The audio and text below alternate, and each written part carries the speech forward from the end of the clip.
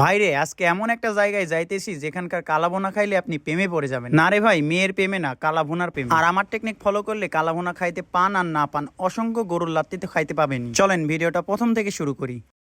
আমরা জানি রাজশাহী শহরের অবস্থান হচ্ছে সূর্যের পরেই, আর এই কারণে সবসময় রাজশাহী শহর গরমের চরম সীমায় থাকে। এদিকে আয়ান আইসে ঢাকা থেকে রাজশাহীতে বেড়াইতে। আয়ান যেহেতু অতিথি মানুষ, তাকে তো রাজশাহীর কিছু ভাইরাল খাবার খাওয়াতেই হয়। আর এই কারণে এই গরমের মধ্যে আমরা দুইজন রাজশাহীর মোস্ট পপুলার ভাইরাল খাবার কালাভুনা খুঁজে বেড়াচ্ছি। কালাভুনার কথা মনে পড়লেই মনে পড়ে সিটি হাটের কথা। হাট বলতে এটা কোনো সাধারণ হাট নয় রে ভাই, এটা যুদ্ধ ময়দান। আমরা রিক্সা ভাড়া করে রওনা দিয়েছি সিটি হাটের দিকে, কিন্তু মাথার উপরে এত পরিমাণে রোদ আর গরম, কালাভুনা খাইতে যাওয়ার আগে আমরাই মনে হয় কালাভুনা হয়ে যাব। আমরা চলে আসি সিটি হাটের সামনে। এখান থেকে কালাভুনা খাইতে যাওয়ার দুইটি রাস্তা আছে, একটি হচ্ছে গরুর হাটের মধ্যে দিয়ে, আরেকটি হচ্ছে মাঠ দিয়ে। মাঠ দিয়ে গেলে কোনো গরুর লাত্তি খাওয়া লাগবে না, হাটের মধ্যে দিয়ে গেলে গরুর লাত্তি ও লেজের বাড়ি তো খাইতেই হবে। আমি দুইটি রাস্তায় চিনি, তাও আমি আয়নকে হাটের মধ্যে দিয়ে নিয়ে যাব, যেন সে এই কালাভুনার কথা কোনোদিন না ভুলতে পারে। শখের জ্বালায় ঢুকলাম হাটের মধ্যে দিয়ে, ঢুকেই পড়ে গেছি বিপদে। যে পরিমাণে গরু, এর মধ্যে দিয়ে হাঁটাই যাচ্ছিল না। কখন কোন দিক থেকে গরু তেড়ে চলে আসতেছে বোঝা বড় দায়। অনেক কষ্টে যুদ্ধ করতে করতে চলে আসি আমরা হানিফ মামার দোকানের সামনে। দোকানের ভিতরে ঢুকেই দেখি হানিফ মামা কালাভুনা নিয়ে বসে আছে। এদিকে আমাদের খিদায় আর কালাভুনার গন্ধে মাথা ঘুরতেছিল। কালাভুনা এখন না খাইলেই নয়। আমরা অর্ডার দিয়ে বসে যাই টেবিলে।